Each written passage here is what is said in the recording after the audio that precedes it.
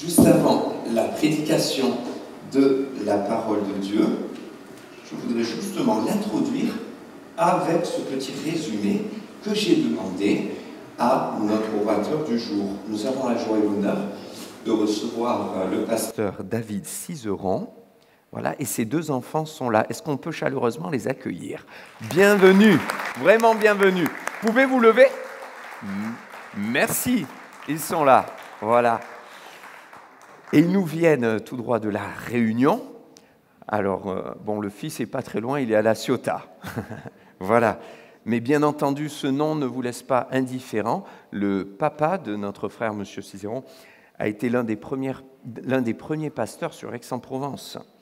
Et notre frère David Cizeron est arrivé à l'île de la Réunion hier, c'est-à-dire en 1966.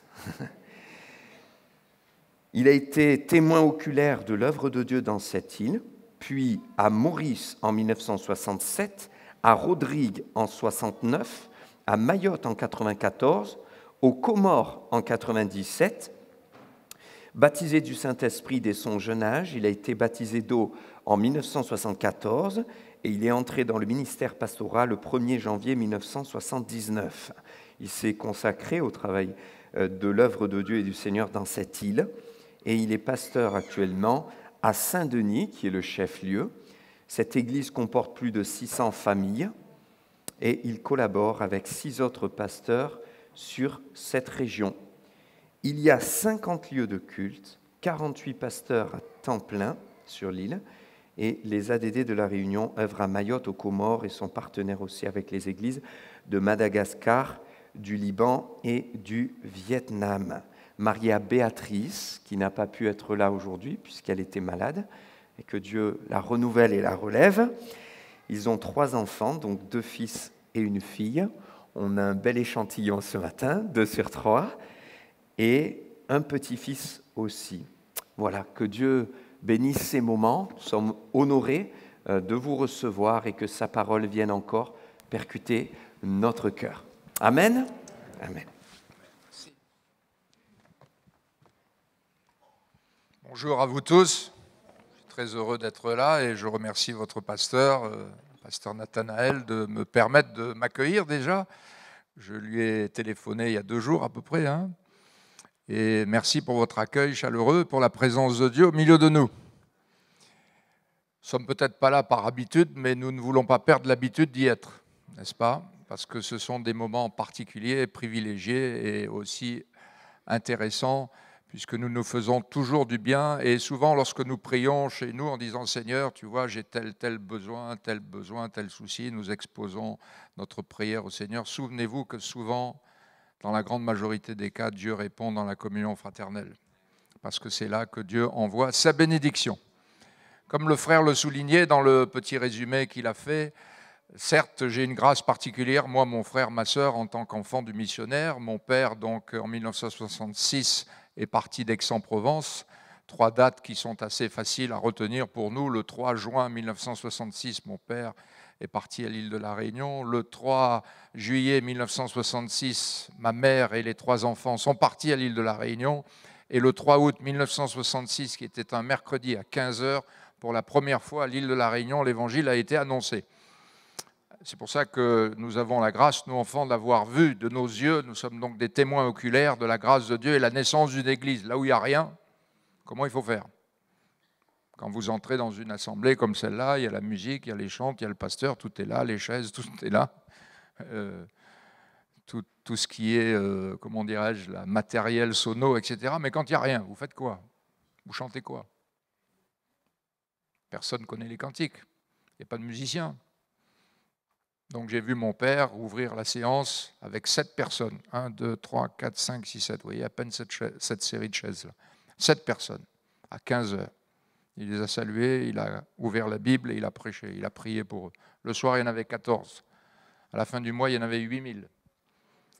Et ensuite, le Seigneur a répandu sa grâce par les signes, les prodiges et les miracles. Et aujourd'hui, dans ce département d'outre-mer, qui comporte 800 000 habitants, vous avez une assemblée tous les 10 km. et vous avez à peu près une cinquantaine de pasteurs, et le Seigneur a permis que cette œuvre aussi se développe, puisque nous ne sommes plus une église qui est missionnée maintenant, mais nous sommes une église missionnaire, puisque nous avons aussi ouvert l'île Maurice, Rodrigue, et particulièrement dans la fin du siècle dernier, l'île de Mayotte, qui fait malheureusement l'actualité, et puis aussi les îles des Comores, les 3 îles, Moélie, Anjouan et la Grande Comore, qui sont des îles très compliquées, puisque 99% des habitants sont musulmans, avec des complications terribles, des frères et des sœurs comoriens qui sont en prison, qui sont morts pour leur foi, mais qui sont persévérants, et nous les voyons, nous les encourageons et nous les bénissons dans le nom du Seigneur. Donc ce matin, j'aimerais partager avec vous quelques aspects pratiques. Vous avez votre Bible avec vous? Alors vous allez faire une chose, soit vous ouvrez votre Bible, ou pour les jeunes, la jeune génération, vous allez allumer votre Bible.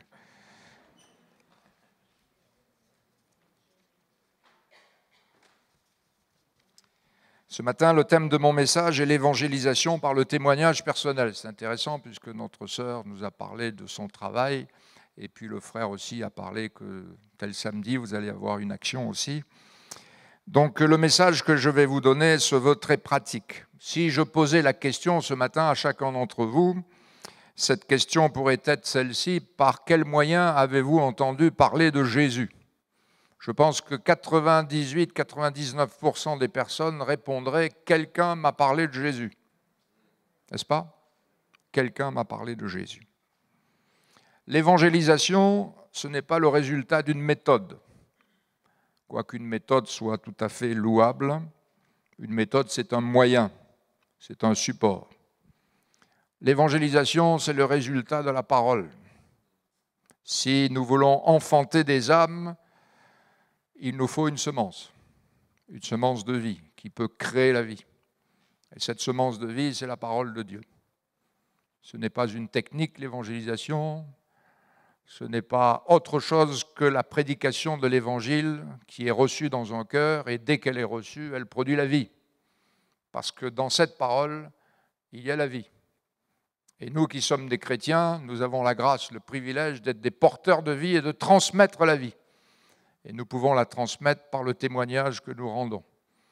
Le diable ne vous empêchera pas de chanter, de vous réunir, il ne vous empêchera pas de danser, il ne vous empêchera pas de jouer, il vous empêchera de parler. Parce qu'il sait que dès que vous parlez, une semence sort de votre bouche et atteint le cœur qui la reçoit. Et cette semence qui tombe dans un cœur ouvert, elle va produire la vie. Alors, quelques remarques préalables. Nous pouvons dire que chaque être humain, chaque homme, est une brebis du Seigneur. Comment reconnaître qu'une personne est une brebis du Seigneur? Est-ce que vous le savez? Vous croisez des tas de gens dans la rue, des personnes, des jeunes, des moins jeunes, des gens extérieurement bien, des gens extérieurement complètement bas tombés. Comment pouvez-vous savoir que c'est une brebis du Seigneur? Est-ce que vous le savez? Comment vous pouvez le savoir? Eh bien, je vais vous dire, parlez-leur de Jésus. Jésus a dit, mes brebis entendent ma voix et elles me suivent. Amen. Vous ne pourrez pas le savoir avant que vous ne témoigniez. À partir du moment où vous témoignez, la parole de Dieu qui sera reçue dans le cœur pourra vous confirmer si oui ou non cette personne est une brebis de Jésus. Une autre remarque est celle-ci, c'est qu'il ne faut jamais regarder à l'apparence d'une personne. Jamais. Ne regardez ni à son look sophistiqué, ni à sa dépravation. Regardez surtout à son âme en vue de son avenir éternel. Nous ne savons jamais ce que Dieu est capable de faire avec quelqu'un à qui nous parlons de lui. Si cette petite dame qui s'appelait Colette, qui mesurait 1,50 m, n'avait pas parlé à un certain monsieur qui s'appelait Aimé, qui était son beau-frère, jamais cet homme ne serait devenu le missionnaire qui est parti d'Aix-en-Provence. En 1966, cette petite femme, qui n'avait pas sa langue dans sa poche, qui est ma tante en plus et qui de plus était d'origine juive, un jour s'est tournée vers cet homme qui était son beau-frère, lui a dit « Est-ce que tu croirais si je te disais que j'ai rencontré un lieu où l'on prêche l'évangile comme au commencement ?» Ça a été le déclic dans le cœur de cet homme qui n'avait que 30 ans. Cet homme s'est converti, Dieu l'a appelé, il est devenu l'instrument utile entre les mains de Dieu. Vous ne savez jamais ce que Dieu est capable de faire avec quelqu'un à qui vous parlez. C'est pourquoi il faut prêcher l'Évangile. Levons nos yeux, parce que souvent nous regardons notre nombril, n'est-ce pas? Levons nos yeux, la moisson, elle est là. Allez dans vos rues, dans vos quartiers, pas très loin. Il y en a beaucoup qui veulent y aller au Pérou, là-bas. Non, commencez déjà à votre Jérusalem, c'est-à-dire Aix-en-Provence, là où vous êtes. Dans vos rues, dans vos quartiers, dans vos écoles, dans vos administrations, dans vos propres familles. Regardez, la moisson, elle est là, ayez foi en Dieu. L'évangélisation, c'est la volonté de Dieu. Nous ne devons pas être des pentecôtistes de nom. Plaise à Dieu que l'on n'entende jamais au milieu du pentecôtisme un jour quelqu'un qui dise « Quelle religion vous avez ?» Je suis pentecôtiste non pratiquant. Ça serait notre honte, n'est-ce pas? Nous ne sommes pas un monument. Nous sommes avant tout un mouvement de l'esprit. Alors, quelques principes pour témoigner.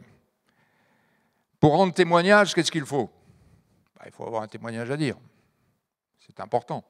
Il faut avoir quelque chose à dire. Jésus a dit, vous serez mes témoins. Un témoin, c'est quelqu'un qui a un témoignage. Le mot témoin dans la Bible, ça veut dire aussi martyr, parce que ça coûte. Ça peut nous coûter de témoigner. Bien sûr, nous, en métropole, en France, dans nos îles, nous ne sommes pas trop persécutés, n'est-ce pas? Y a-t-il quelqu'un qui est persécuté? Oui, peut-être par le cholestérol, c'est possible. Mais pas comme aux Comores, où on brûle leurs bangas, n'est-ce pas, leurs petites maisons, où on les met en prison, où on les frappe, ou dans certains pays, on les met au bagne, n'est-ce pas? Nous ne connaissons pas cela, mais il se peut, peut-être, si les temps changent, que le mot martyr, eh bien, nous puissions le vivre dans sa plénitude. Mais avant tout, le témoin, c'est celui qui a un témoignage, soit en parole, soit en œuvre. Alors, permettez-moi de lire avec vous, si vous voulez, 2 passages dans la Bible qui se trouvent dans Jean, chapitre 1er. Voici ce qui est écrit. Jean, chapitre 1er, verset 40. Nous allons lire 2 courts textes et tirer de ces textes l'enseignement dont nous avons besoin ce matin, qui se veut pratique. Jean, chapitre 1er, verset 40.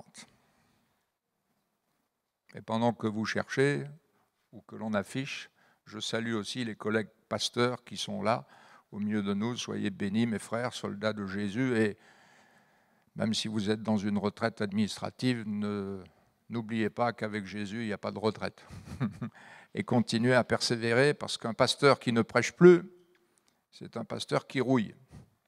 Il faut jour après jour continuer le combat. Alléluia. Et priez bien pour tous vos pasteurs. Vous êtes d'accord, les frères et sœurs? Chaque jour, priez pour eux. Ayez votre petit listing et chaque jour, priez pour eux. Priez pour leur épouse, priez pour leurs enfants. Avez-vous trouvé Jean 1, 40?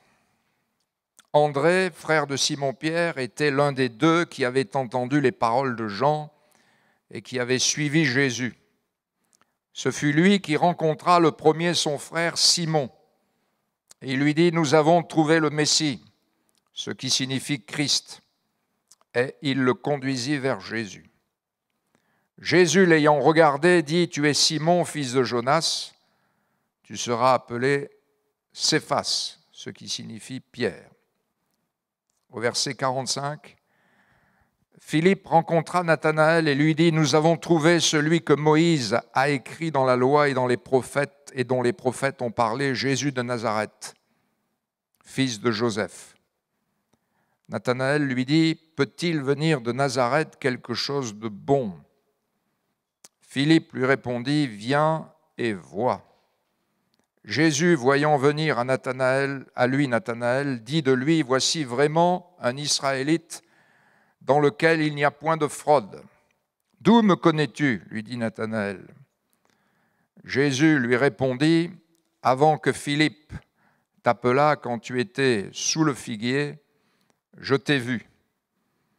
Nathanaël répondit et lui dit, Rabbi, tu es le Fils de Dieu, tu es le roi d'Israël. Amen. Vous pouvez dire Amen à cette parole. Quels sont quelques principes pour le témoignage? Nous les avons ici, simplement. On va retirer de ce texte quelques leçons pour nous. La première chose, si vous voulez témoigner, c'est qu'il faut rencontrer quelqu'un, n'est-ce pas? C'est indispensable. André a rencontré Pierre. Philippe a rencontré Nathanaël. Un contact est nécessaire. Un contact est nécessaire. Il faut aller vers les perdus. C'est facile de rencontrer quelqu'un, non? D'après vous? Jusqu'à preuve du contraire, les êtres humains ne sont pas des denrées rares.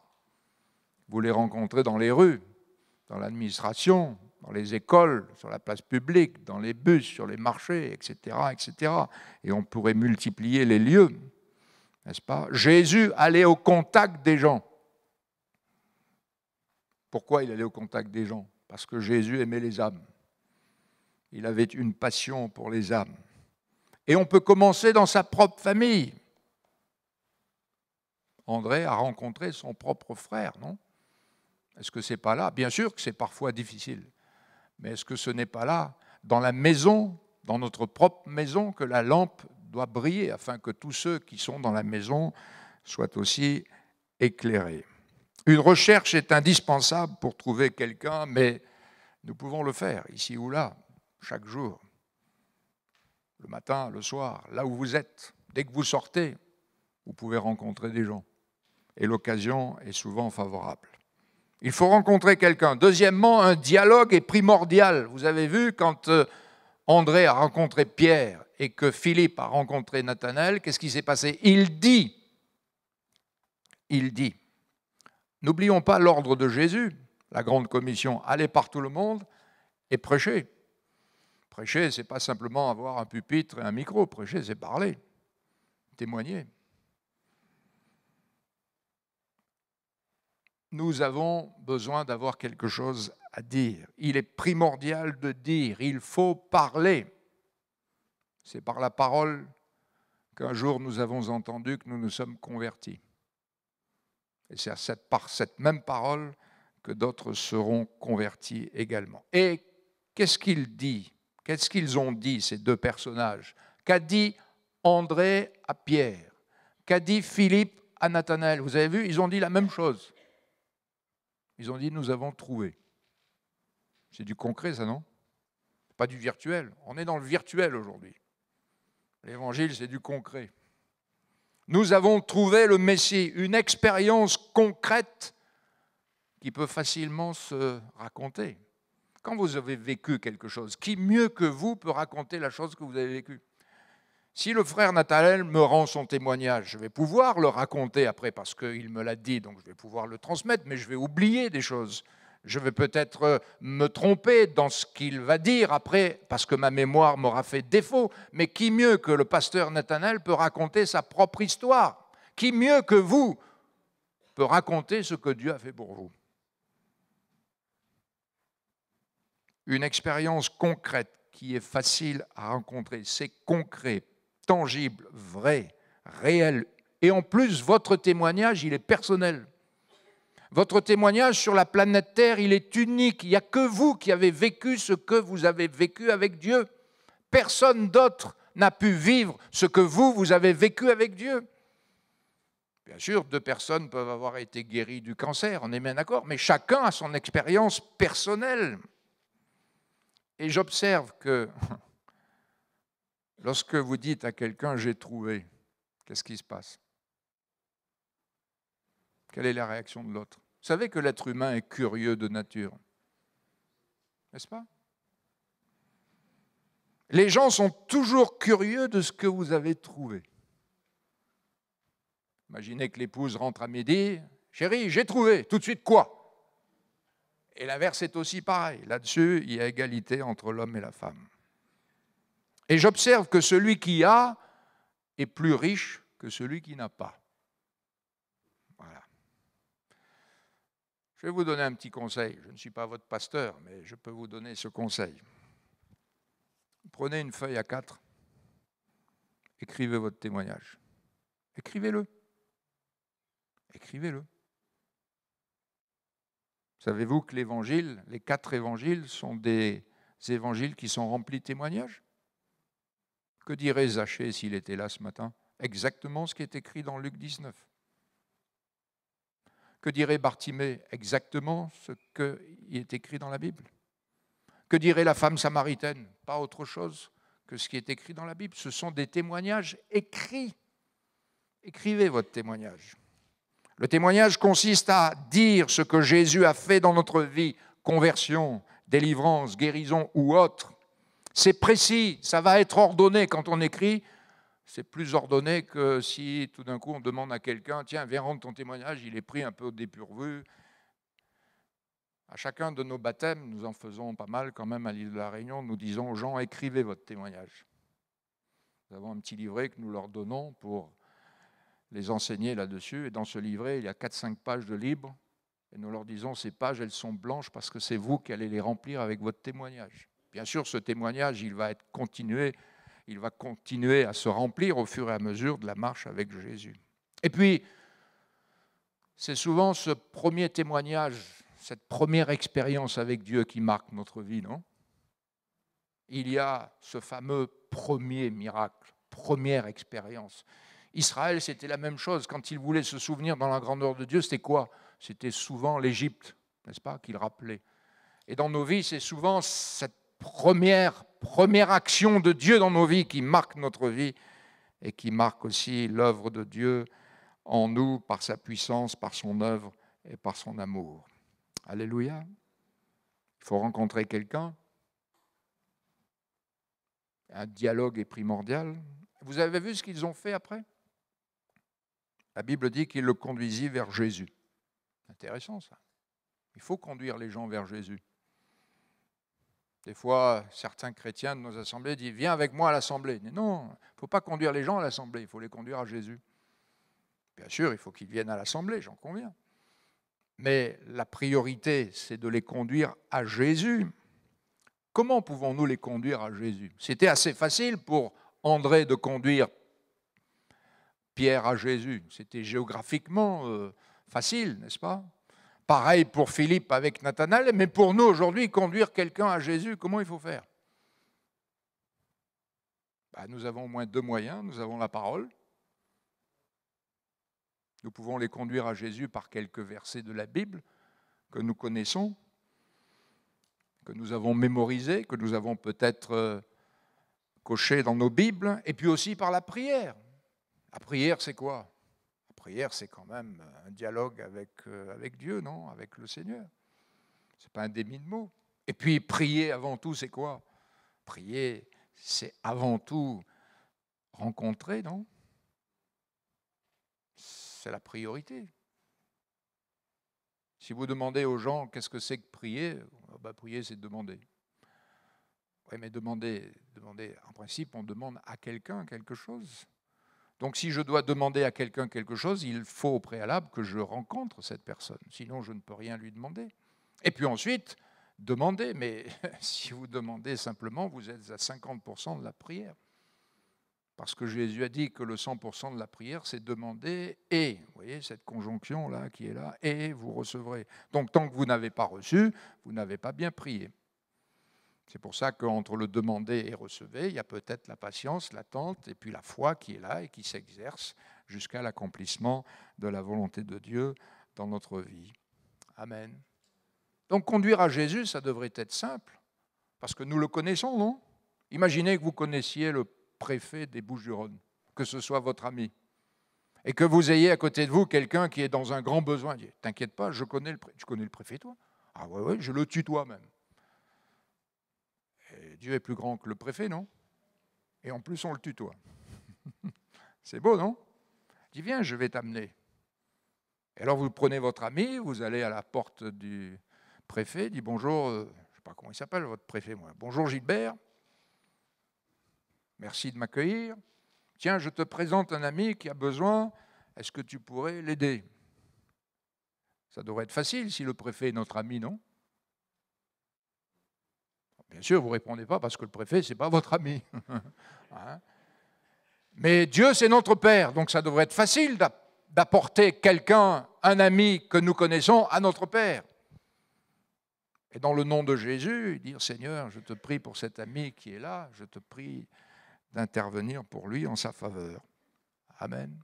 N'est-ce pas ce qu'ont fait les 4 amis? Ils n'ont pas porté le paralytique à Jésus. Ils ne pouvaient pas venir à Jésus, il était paralysé. Il a dit, t'inquiète pas, nous on va t'amener. Plaise à Dieu qu'on puisse amener les âmes aussi à Jésus. Et le Seigneur exaucera votre prière. Peut-être qu'il n'exaucera pas la sienne, il exaucera la vôtre, parce qu'il verra votre foi. Gloire à Dieu. Il faut savoir saisir les occasions, toutes sortes d'occasions. Dans nos assemblées, peut-être c'est un petit tuyau pour vous, hein. Nous saisissons l'occasion des baptêmes. Lorsque nous avons des baptêmes dans nos assemblées, alors je dis aux chrétiens qui vont se faire baptiser, faites un faire-part. Je me fais baptiser, je t'invite.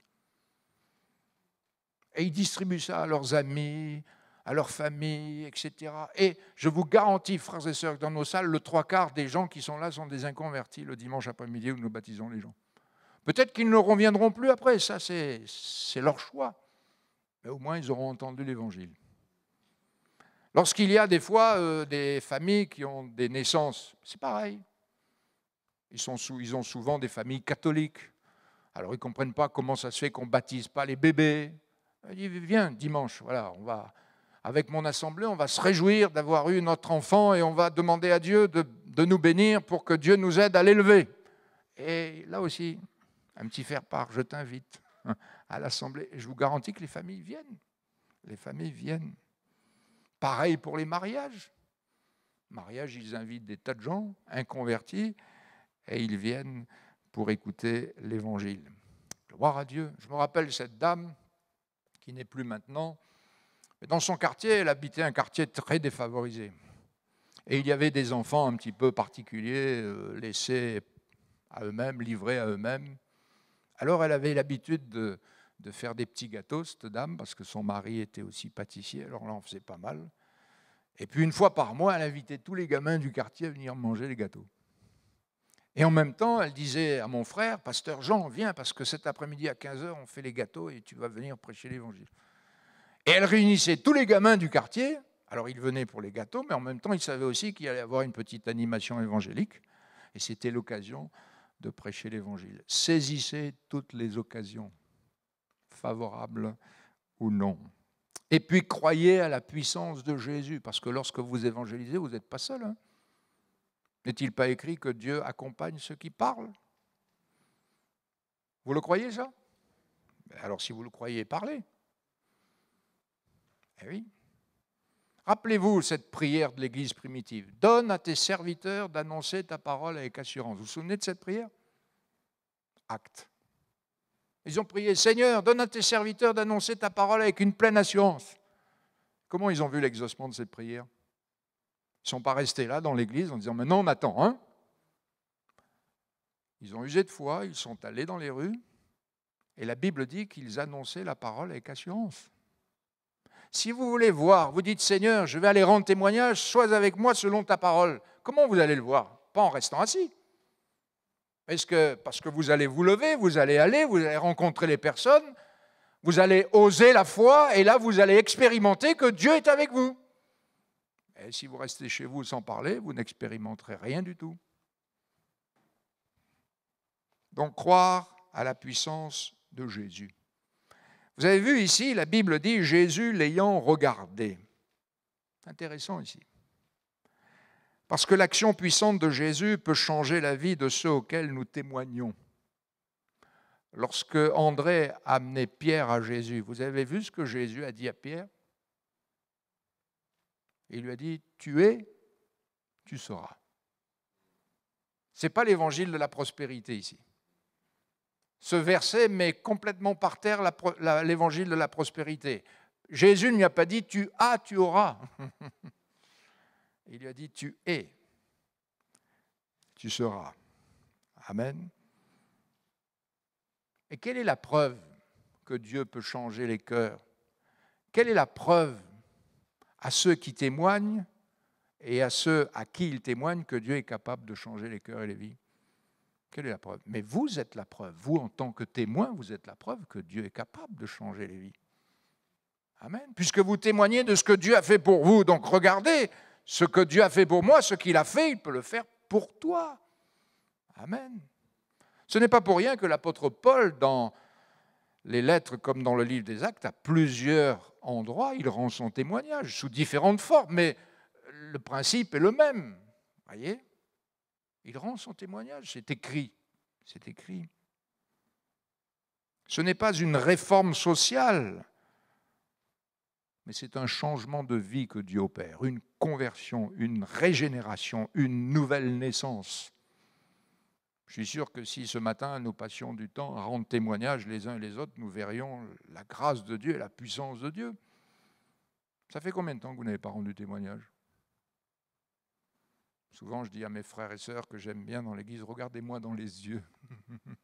Ça fait combien de temps que vous n'avez pas rendu témoignage ? Vous priez, Seigneur, attire des âmes. C'est une mauvaise prière, votre prière là. C'est une très mauvaise prière. Jésus ne dit pas, j'avais amené les âmes, il dit, toi, tu vas les chercher. Allez par tout le monde.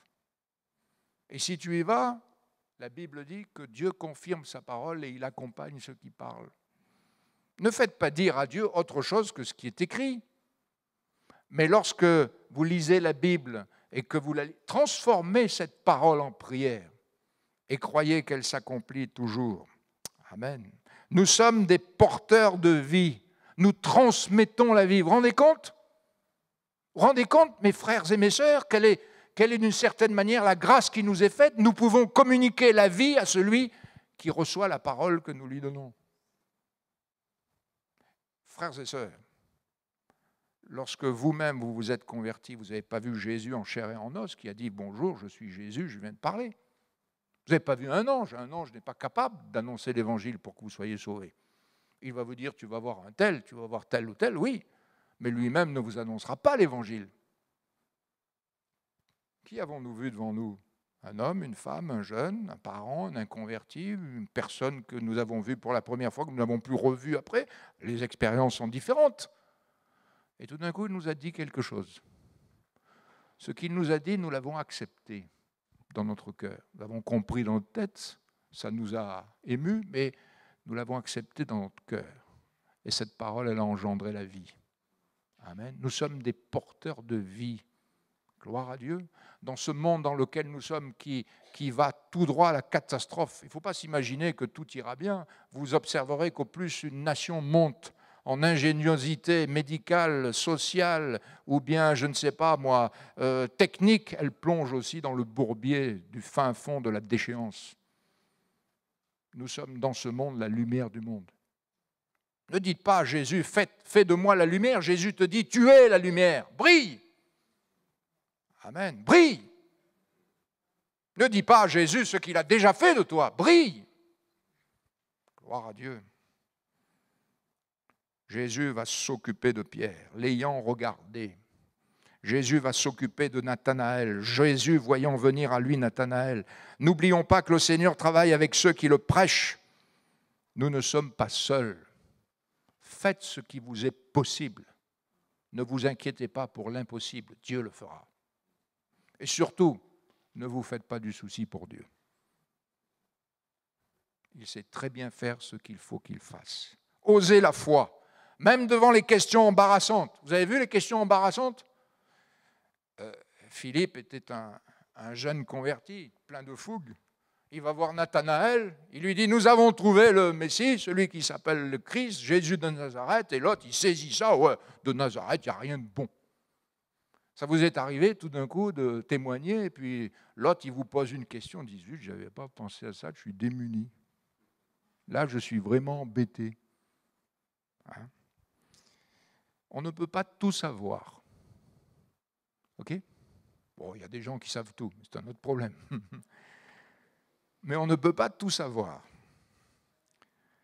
Et ceux à qui nous rendons témoignage, je vais vous dire aussi une chose, ils ne savent pas tout.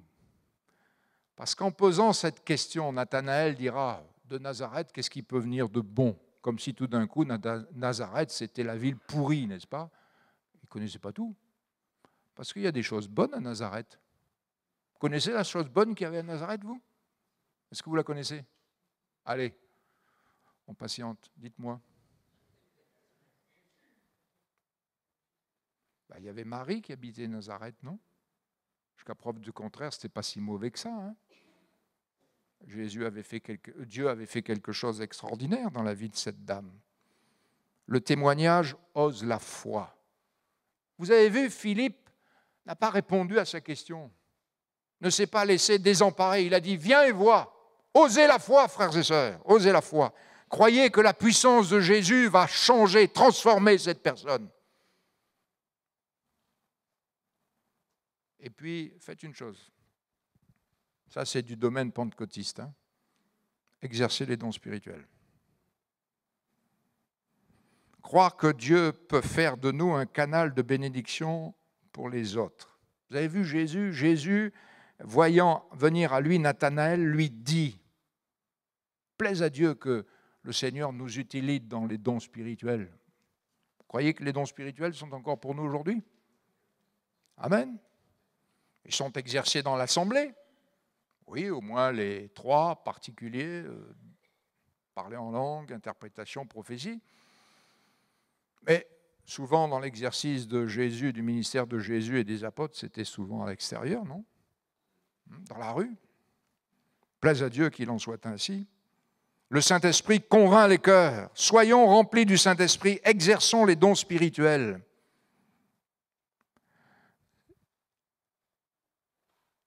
Comment allons-nous exercer les dons spirituels? Qu'est-ce que c'est qui faisait mouvoir la puissance de Jésus? C'était quoi? C'était quoi? Alors je vais vous le dire. C'était l'amour de Jésus, n'est-ce pas? C'était parce que Jésus aimait les âmes. Ces dons découlent de l'amour de Dieu en nous. C'est pourquoi demandez à Dieu de déverser cet amour dans votre cœur. Souvent, nous prenons ce verset de Jean 7, 37 pour les inconvertis, mais peut-être que nous pourrions le prendre pour nous ce matin. Si quelqu'un a soif, qu'il vienne à moi et... Alléluia. Comment pouvons-nous boire? Ce sont des images, mais des fois, il faut l'expliquer aux frères et sœurs, parce que, et même aux jeunes chrétiens, parce qu'ils boivent. Boire, ça veut dire quoi? Alors bien sûr, on voit une bouteille avec de l'eau, et puis on boit, et on se désaltère. Et souvent, Jésus employait cette expression, boire, ça veut dire croire, ça veut dire recevoir. Voyez?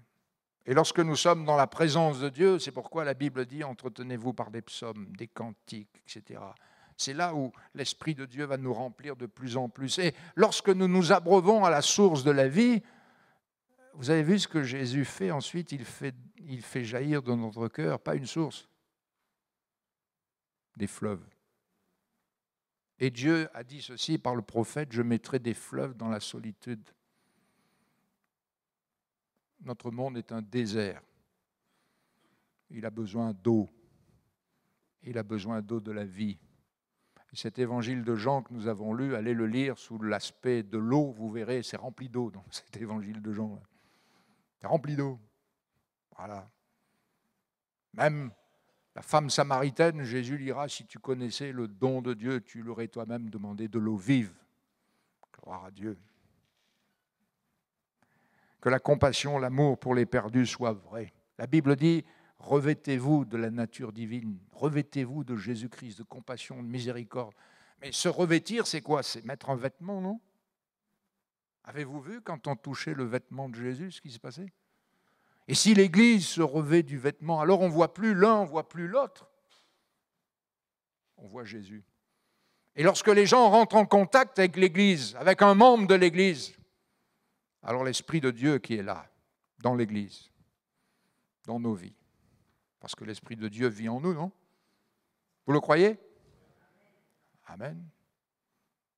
Des fois, j'ai des chrétiens qui me font un peu sourire quand ils prient dans mon assemblée. Ils sont là le dimanche matin. Seigneur, Esprit de Dieu, viens au milieu de nous. Viens au milieu de nous, Esprit de Dieu. Je dis pourquoi? Hier soir, tu l'as envoyé chez lui, tu as dit bonsoir, va te coucher. Mais nous sommes le temple du Saint-Esprit. Des fois, dans mon assemblée, je souris aussi parce qu'on dit aux frères et sœurs, avant de commencer, allez, on va louer le Seigneur. Et puis, il y en a qui sont là. Seigneur, je te rends grâce parce que tu nous as précédés dans ce lieu. À mon culte, il commence à 9h, Jésus vient à 6h du matin, alors. Vous voyez nos conceptions, excusez-moi de dire, nos conceptions très catholiques. Vous voyez? Et lorsque nous nous sommes convertis, le Saint-Esprit est en nous, il ne part plus. Il est là. Nous sommes le temple du Saint-Esprit. Gloire à Dieu. Amen. Excusez-moi si ça vous étonne. Rassurez-vous, mardi, je repars. Prions pour les perdus et cherchons-les. Il y a un vieux cantique, je ne sais pas si vous le chantez encore, mais c'est un vieux cantique des ailes de la foi. Quand j'étais gamin, on appelait ça les ailes de la crise de foi. Hein? Et ce vieux cantique disait « Cherchons-les, savons-nous le prix d'une âme ?» Savons-nous le prix d'une âme? Et le but, c'est quoi de l'évangélisation? C'est quoi le but? L'objectif, c'est quoi? C'est que les gens soient sauvés, non? Vous avez vu ce qui se passe avec Nathanaël? Lorsque Philippe lui parle, j'ai trouvé, il lui rend son témoignage. L'autre, il pose des questions pas possibles. Philippe ose la foi, tu viens et tu vois. Hein? Allez, on va vers Jésus. Jésus va te transformer, il va te changer. Il vient vers Jésus, la puissance de Dieu intervient. Quel est le résultat? Tout d'un coup, cet homme est convaincu et il confesse quoi? Il confesse quelque chose de formidable. Rabbi, tu es le Fils de Dieu. Comment vous appelez ça, vous? Ben, je vais vous dire une chose. Je pourrais étayer ça avec ma Bible. Nathanaël vient d'être sauvé là. Là, dans la rue, en présence de Dieu. À ce moment-là, cette confession de la bouche atteste que cet homme est passé de la mort à la vie. Celui qui confesse que Jésus est le Fils de Dieu demeure en lui et Dieu en lui. Je vous ai écrit ces choses afin que vous sachiez que vous avez la vie éternelle, vous qui croyez au nom du Fils de Dieu. Celui qui croit au Fils, il a la vie. Quiconque croit en Jésus reçoit par la foi en son nom le pardon de ses péchés. Voilà un homme qui est né de nouveau là. Et il le confesse. Il le croit dans son cœur, il le confesse. Rien n'empêche que la personne à qui vous parlez de Jésus, dans le bus, à la maison, dans le quartier, peu importe, là, puisse naître de nouveau. Amen. Dès que vous parlez, la puissance de cette vie, de cette parole qui pénètre dans le cœur, agit. Gloire à Dieu. Alors je termine. Je vais vous dire une chose. En évangélisant, vous porterez beaucoup de fruits. Voulez-vous sanctifier? Évangélisez. Évangélisez. Vous voulez un exemple très simple? Prenez une maman qui vient d'avoir un bébé. Je ne sais pas s'il y en a au milieu de nous là, qui ont un bébé de 2 mois, 15 jours ou 3 semaines ou 6 mois. Prenez cette maman, observez-la, elle porte tous les fruits de l'esprit. La patience, n'est-ce pas? La douceur, l'amour, la joie, la tempérance, tous les fruits de l'esprit. Évangélisez. Vous porterez les fruits de l'esprit. Ensuite, faites un petit budget d'évangélisation. C'est pas grand-chose, un petit budget. Déjà, le moins cher dans l'évangélisation, c'est de parler. Parler, ça ne coûte rien. Il y a des moyens d'évangélisation, je parlais de moyens tout à l'heure, qui coûtent cher. Nous avons une radio qui émet 24 heures sur 24, c'est un bon moyen. On a beaucoup de personnes qui se convertissent avec ça, mais ça coûte très cher. Ça coûte très cher. La télévision, c'est pire encore. Mais parler, ça ne coûte rien. Vous voyez, ça ne coûte rien.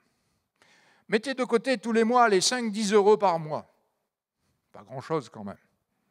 Et puis, achetez avec ces 10 euros, 5 euros, des bibles, des tracts, des petits feuillets là, d'évangélisation. Et quand vous parlez, hop, vous en donnez un à qui vous avez parlé. Vous voyez?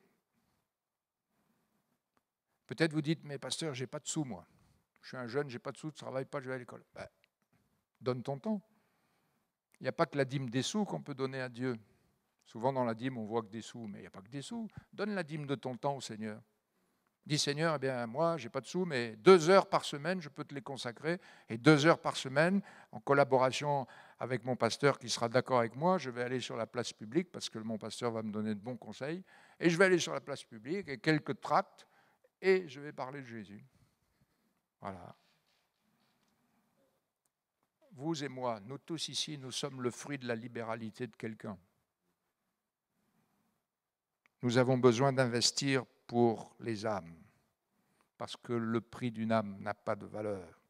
Et puis les âmes que nous gagnons, quand vous amenez quelqu'un au Seigneur, je vais vous dire une bonne nouvelle. C'est votre couronne dans le ciel. Et quand vous serez près du Seigneur et que l'autre arrivera et dit, Seigneur, tu te rends compte, c'est lui qui m'a parlé de toi. Vous serez fier, non?